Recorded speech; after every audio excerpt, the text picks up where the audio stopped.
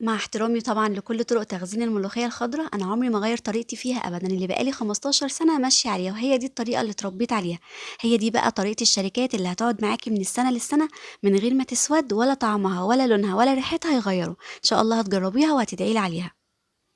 أول حاجة هتجيبي الكمية اللي هتناسبِك زي ما تحبي طبعًا، أول حاجة هتقطفيها وبعدين هتغسليها كويس أوي أكتر من مرّة، وبعد كده هتجيبي بقى مصفى وتصفّيها كده لحد ما تبقى معاكِ مَيّتها نضيفة وما فيهاش أي أتربة، هتسيبيها بقى تنشف حوالي كده 10 دقايق، لو مستعجلة عليها هتشغّلي لها المروحة أو هتحطيها على الشمس حوالي ربع ساعة. لو عندِك كَبّة بقى هتفرميها طبعًا وهتسهّل عليكِ، أنا بتنجز معايا لو 10 كيلو باعملهم في دقايق. ولو ما عندكيش كَبّة هتخرطيها بالمخرطة زي ما كلنا اتربينا واتعودنا عليها. هتفضلي بقى تفرميها سواء في الكبة أو بالمخرطة بتاعتك لحد ما توصلي للقوام اللي بتحبيه.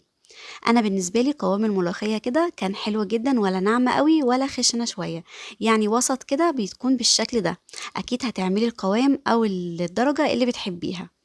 بعد كده في حلة على النار هتحطي فيها كده كوباية من المية، وكمان معاها معلقة سكر صغيرة وربع معلقة صغيرة كده من الكربوناتو أو بيكربونات الصوديوم، وكمان فصين توم كده علشان تخلي الملوخية بتاعتك من السنة للسنة ريحتها جميلة كده وزي ما هي. وهي دي بقى طريقة الشركات اللي دايما بنشتريها وبنبهر بطعمها وبجمالها. أول ما المية بقى بتاعتك تسخن هتبدأي تنزلي بشوية شوية كده من الملوخية وتقلبي بسرعة لحد ما يبقى قوامها معاكي ناعم وتقيل. أكيد طبعًا لو الكمية بتاعتِك أزيد من كده هتزوّدي المَيّة، أنا هنا استخدمت حوالي 3 كيلو، حطيت لهم كوباية واحدة بس من المَيّة، واوعي طبعًا تحطيها والمَيّة بتاعتِك باردة، هتفشل معاكِ كده وهتبقى مش حلوة، أهم حاجة المَيّة بتاعتِك تكون سخنة وتقلبي كده لحد قوامها ما يبقى معاكِ تقيل وبالشكل ده.